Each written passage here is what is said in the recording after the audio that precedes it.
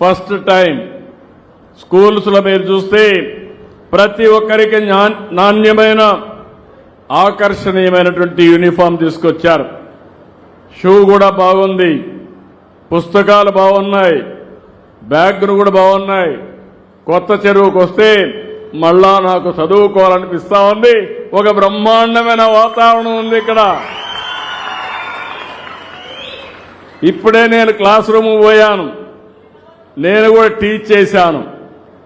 నేను కూడా టీచ్ చేసి పిల్లల యొక్క ఉత్సాహం చూశాను, చాలా ఆనందంగా ఉన్నారు.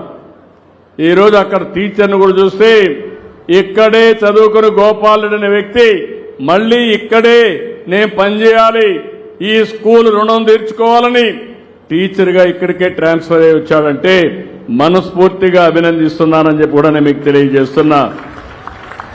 ఈరోజు సర్వేపల్లి రాధాకృష్ణ గారి పేరుతో ప్రతి ఒక్క విద్యార్థికి మిత్రా కిట్ ఇచ్చారు.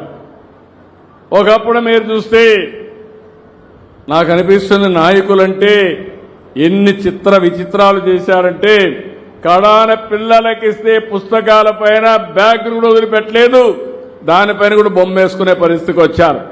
ఇప్పుడు ఆ రోజులు అయిపోయినాయి, ఏ బొమ్మ ఉండదు, విద్యాలయాల్లో రాజకీయాలు లేవు.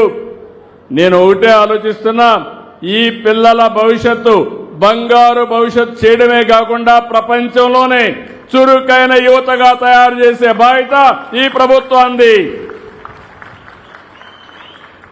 అందుకని ఏవైతే నిర్లక్ష్యం చేశారో అవన్నిటిపైన విద్యార్థులకు అందరికీ కిట్లు అందించాం.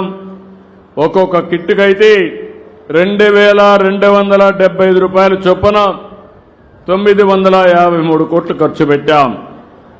ఇవన్నీ కూడా 1-8 వరకు స్టిచ్చింగ్ మాత్రం 120 రూపాయలు, 9-10 అయితే 240 రూపాయలు స్టిచ్చింగ్ అయ్యే పరిస్థితికి వచ్చింది.